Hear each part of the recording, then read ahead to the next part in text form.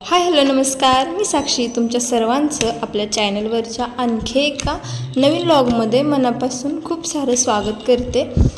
तर तुम्ही म्हणाली पॅकिंग कशाची सुरू आहे, तर मी तुम्हाला ह्या अगोदरच्या व्लॉगमध्ये म्हटलेलं, काही जणांनी ओळखलं देखील असेल कदाचित। माझ्या ह्या अगोदरच्या व्लॉगमध्ये तुम्ही ह्यांना पाहिलं होतं, हे घरी आलेले। तर म्हणजे एवढ्या लांबून 1000-1500 किलोमीटर अंतरावरून एक आठवड्याला येणं, एक 15 दिवसाला येणं शक्य नाही, तरी देखील हे आले होते। पण मी तुम्हाला म्हटलेलं आमचं त्यांच्यासोबत जाणं अजूनही फिक्स नाही, पण मी ही गोष्ट डायरेक्ट तुमच्यासोबत नाही शेअर केली। तर इकडे आम्ही निघालेलो आहे, ह्यांच्यासोबत घर सोडण्याचा निर्णय घेतलेला आहे। तर आता बरेच दिवस झालं गावीच होतो, तर म्हटलं आता चला बाहेर पडूया।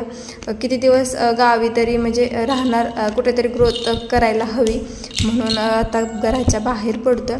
तर इकडे पॅकिंग सुरू केलेली आहे मला समजत नव्हतं छोटं बाळ आहे सोबत, मग आपण काय घेतलं पाहिजे काय नाही, कारण मी एक माझं ॲडजस्ट करू शकते, मी माझ्या गोष्टींमध्ये कॉम्प्रोमाइज करू शकते, पण तिच्या कोणत्याच गोष्टीत नाही करू शकत आहे। एखादी जरी गोष्ट माझी तिच्याबद्दलची चुकून जरी विसरली तरी देखील मला म्हणजे तिला पुढे त्रास होऊ शकतो, किंवा मला पश्चाताप होऊ शकतो। तर असं म्हटलं जातं की आपल्यात जावळाचं बाळ कुठे जास्त लांब घेऊन जाणं म्हणजे हे नसतं, चांगलं नसतं असं म्हणतात।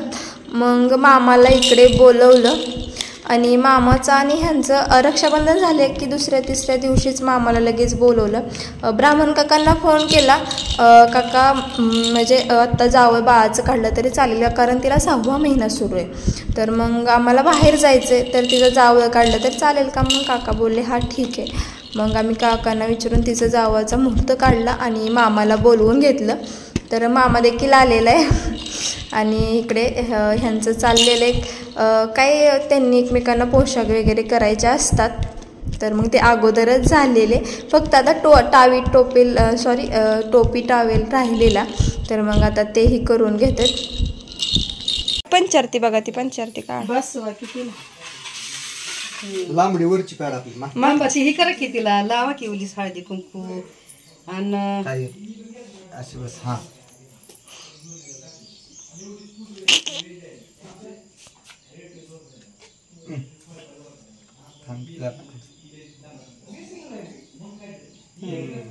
आता ती कर थोडस ओळू दे, ओवळा की हिला का लिक्कीला साखर चारा फुल दिसतंय, हिला वाटीच पाहिजे, साखर चारा पाहिजे, साखरच अशी असते खाती। लाल झाले अय्यो कुंकू गेलं तोंडात, कशी करते तोंड रंजितला लावायचं असतो लांब लांब। राम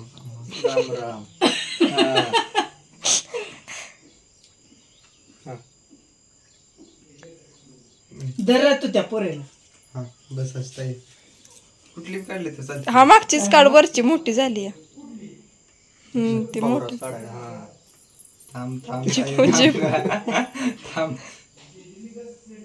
थांब की आला कशात तरी पुढीत बांधून ठेवा, आणि ती ठेव ताटात, परत बांधते पुढे नदीला इथं अलीकडे उडून जाईल इथं ठेवा की, परत बांधायची पुढे।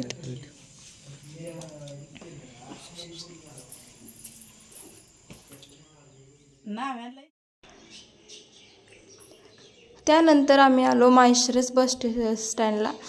सगळ्या गोष्टी घरच्या आवरल्यानंतर 12-12:30ला आम्ही घरून निघालो, आणि आमच्या सगळ्या बॅग्स वगैरे आम्ही आदल्याच दिवशी इकडे माहेश्वरसमध्ये रूमवर आणून ठेवले होत्या, त्यामुळे जास्त लोड झाला नाही, आणि आम्हाला सोडायला बापू वगैरे आलेले। मी हे माही आणि बॅग सोबत आणलेले, बापू आम्हाला सोडायला आलेले, आणि बॅग भरपूर असल्यामुळे बसमध्ये हे ठेवताना त्रास होऊ नये, मग बापू पण इकडे तिकडे थांबले आणि ह्यांनी किरण भाऊजीला वगैरे बोलवून घेतलेलं, कारण बॅग खूप जड होत्या. कारण घर संसाराचं सामान म्हटलं की कोणतीच गोष्ट चुकवून चालत नाही. तर मग मी प्रत्येक गोष्ट घेतलेली आणि फायनली आम्ही बसमध्ये बसलो आणि खूप छान आम्हाला बस पण भेटली, ट्रॅव्हल्स भेटली आणि फायनली प्रवास सुरू झाला. आता कधी पोहोचतोय काय माहीत, पण प्रवास तर सुरू केलेला आहे. आता कुठं आहे तुम्ही? गुजरातला.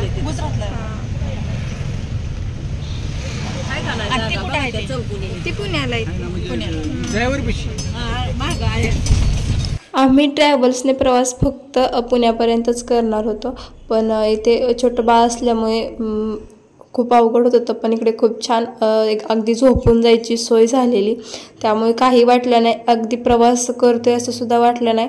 माहीही खूप छान झोपली. इकडे यांची तर झोप लागली आणि तिचीही झोप लागली. जागी होते फक्त मी, कारण ती बस थोडी स्पीड ब्रेकरवरून हे धक्का बसत होते, त्याच्यामुळे तिला लागू नये, त्याच्यामुळे मी जागीच होती.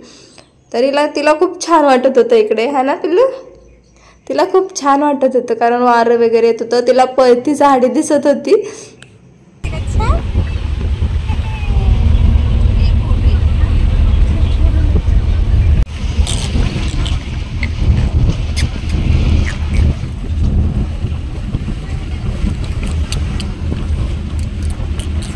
भारी वाटते का? भारी.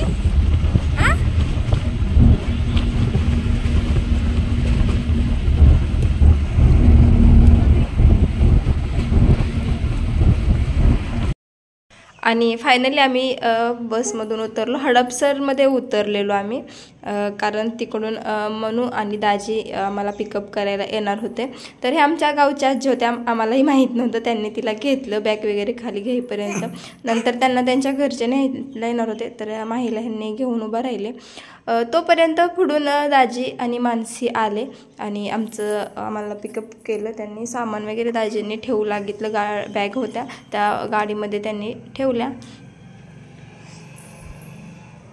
इकडे त्यांची खूप हेल्प झाली आम्हाला, दाजींची आणि मनूची, कारण खूप दगदग झाली असती. छोटं बाळ होतं सोबत आणि ते जर नसते तर हे सगळं अशक्य होतं, कारण टू व्हीलरवर आम्हाला खूप त्रास झाला असता, खूप हेलपटे वगैरे घालावे लागले असते. पण ते होते, त्याच्यामुळे अगदी प्रवास म्हणजे हे तर खूप महत्त्वाचं होतं आम्हाला, रेल्वे स्टेशनपर्यंतचा प्रवास. पण तो त्यांच्यामुळे खूप सोपा झाला आणि आम्ही फायनली त्यांच्या घरी आलो. त्यांच्या घरी चहा वगैरे घेतला आणि त्यांच्या मनूच्या जाऊबाई बाळाला खेळवत होत्या. ती खूप छान त्यांच्या घरी खेळत होती, कारण खूप छान तेही शॉपिंगला गेले होते. गौरी गणपती येणार आहेत तर त्याच्या शॉपिंगला मनू आणि दाजी गेले होते, त्यांची मम्मी. तर मग त्यांच्या आईने इकडे बाळाची टाळू भरली, कारण पद्धत आहे, आपण बाळ पहिल्यांदाच घरी गेलं तर मग त्याची जाताना टाळू भरतात. तर मग मनूच्या सासूबाईंनी तिची टाळू भरली आम्ही निघायच्या टाईमला. ती खूप छान त्यांच्याकडे खेळत होती, खूप छान तिला म्हणजे खूप छान वाटत होतं तिला असं खेळायला त्यांच्यासोबत. ती ॲक्च्युअलमध्ये कोणाकडे राहत नाही, पण मनूकडे वगैरे राहिली. त्यानंतर आम्हाला त्यांनी रेल्वे स्टेशनला सोडलं आणि अजूनही ती मनूकडेच आहे. तर मग दाजींनी आम्हाला स्टेशनला सोडलं, कारण त्यांची होती ॲनिव्हर्सरी, त्यांनाही प्लॅन वगैरे करायचं होता, तर त्यांनी सोडलं. आणि तिकडे टाटा बाय बाय वगैरे झालं आणि फायनली आमच्या प्रवासाला सुरुवात झाली. आता इकडे ट्रेनमध्ये बसलेलो आणि ट्रेन अगोदरच आलेली, तर मग माहीला इकडे झोपून घेतलं, कारण खूप दिवसभर आम्ही प्रवासातच होतो आणि संध्याकाळची वेळ झालेली. आम्हाला 8:30 वाजलेल्या संध्याकाळच्या ट्रेनमध्ये. तर मग प्रवास सुरू झाला आणि हा व्हिडिओ तो मी सकाळचा 6:30 वाजता शूट केलेला आहे. बाळही उठलेलं, मीही उठलेली आणि हेही उठले. तर मग हा व्हिडिओ मी सकाळच्या 6:30 वाजता ट्रेनमधून शूट केलेला आहे. नाईटमध्ये आमचा प्रवास झाला, त्यामुळे काहीच अडचण म्हणजे काहीच वाटलं नाही. आणि सकाळ उठून पाहतो तर खूप छान वातावरण झालेलं आणि ही म्हणजे बाळाची खूप छान प्रकारे झोप झाली.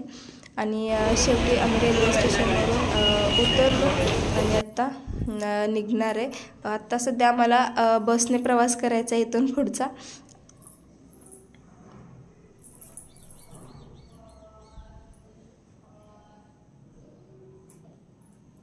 आणि बॅग वगैरे होत्या ते कुली घेऊन गेलेले पुढे, आम्ही पाठीमागे राहिलेलो. त्यांचं रन म्हणजे ते खूप फास्ट चालायचे, आम्हाला काही तेवढं फास्ट चालता येत नव्हतं, त्यामुळे ते खूप पुढं गेले. मी त्यांना शोधत गेले ते कुठे आहेत, बॅग वगैरे कुठे नेलेले आहेत त्यांनी. तर मग ते खूप पुढं गेलेले, एकदम पटपट चालत गेलेले ते. आम्हाला एवढं रनिंग तर आवरत म्हणजे हेच होत नव्हतं, रनिंगच होत नव्हतं एवढं, कारण ते त्यांना सराव आहे, आपल्याला एवढा जास्त फास्ट चालण्याचा सराव नाही आहे. तर मग ते एकदम फास्ट चालत होते. तर त्यांनी एक 10 मिनटात त्यांनी बॅग रिक्षापर्यंत नेऊन ठेवले. आम्ही असतो तर आम्हाला 1 तास तरी सहज लागले असता. काय होतंय?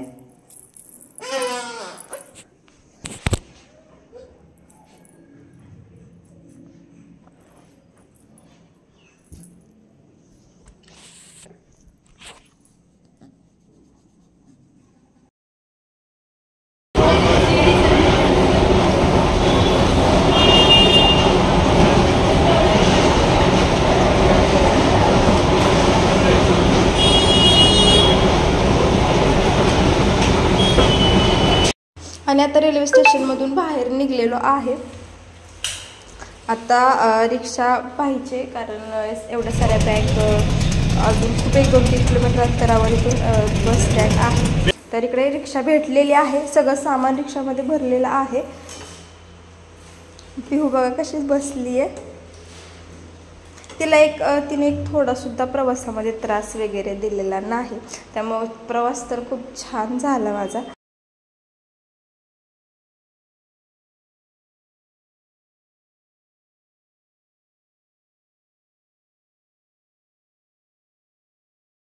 हे आहे पाठीमागच्या साईडने रेल्वे स्टेशन, जिथून की रिक्षा आपल्याला पाहिजे असेल तर भेटते. तर इकडे आम्ही सामान भरून आता निघालेलो आहे. बॅग वगैरे रिक्षामध्ये भरलेले आहेत, तिथं निघालेलो आहे. ट्रॅफिक खूप जास्त असल्यामुळे थोडंसं पोहोचायला लेट झालेलं, म्हणजे उशीर होत चाललेला, पण ट्रॅफिक जास्त असल्यामुळे काही करू शकत नव्हतो.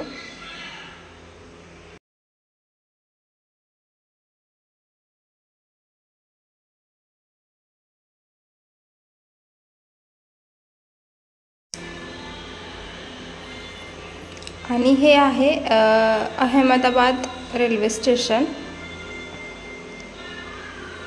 तुम्ही इथं बोर्ड वाचू शकता, 3 लँग्वेजमध्ये दिलेला आहे, गुजरात, हिंदी आणि इंग्लिशमध्ये. मला तरी ते पहिल्या म्हणजे आल्या काही समजत नव्हतं ते, कारण पूर्ण गुजरातीमध्ये बोलायचे आणि आपल्याला मराठी, हिंदी, इंग्लिश एवढंच 3 भाषांची सवय आहे. आपल्याला त्यांना सांगावं लागायचं की आम्हाला म्हणजे गुजराती नाही समजत आहे, कारण जे रिअल आहे तेच कारण गुजरात समजत आहे तर नाही समजत आहे. तर मग ते हिंदीतून आपले म्हणजे बोलायचे, मग तेव्हा समजायचं थोडं. आणि हे होते सगळे सोबत, आम्ही सगळे, त्यामुळे काही प्रॉब्लेम येत नव्हता.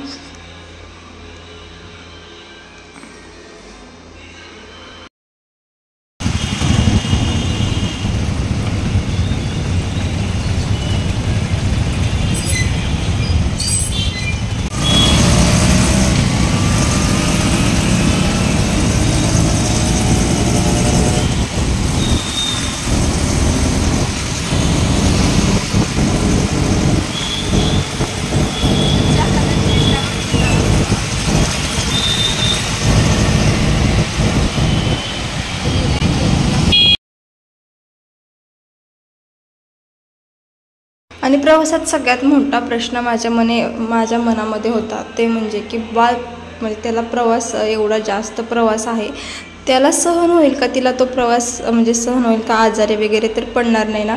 आपलं कसं हे असेल तर आपण ठीक आहे, आपण करू शकतो ॲडजस्ट, पण तिला तर सांगता येत नाही, तिला काय होत असेल तर. मग ते खूप माझ्या मनात भीती होती. पण तिने खूप मला त्या गोष्टीत हेल्प केली की ती खूप शांत होती प्रवासामध्ये, थोडासुद्धा तिने मला त्रास वगैरे दिलेला नाही. आणि आता आम्ही इकडे फायनली बस स्टँडला आलो. आणि आतमध्ये काय बस स्टँड रिक्षा वगैरे जात नाही, तर आम्हाला ST स्टँडच्या पाठीमागच्याच बाजूला त्यांनी ड्रॉप केलं.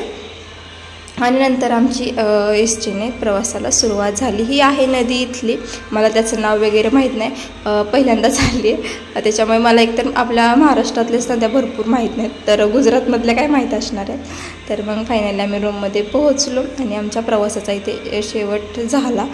आणि रूम आल्याला खूप म्हणजे छान होती, असं काही नाही. एकदम पावसामुळे वगैरे थोडे भिंती वगैरे खराब झालेले, कलर वगैरे गेलेला होता. आणि यांनी बॅग वगैरे इकडे आणल्या. छान वाटत होतं, प्रसन्न वाटलं. एकदा प्रवास संपला ह्यावेळी. तर हा व्लॉग तुम्हाला कसा वाटला कमेंटमध्ये नक्की सांगा.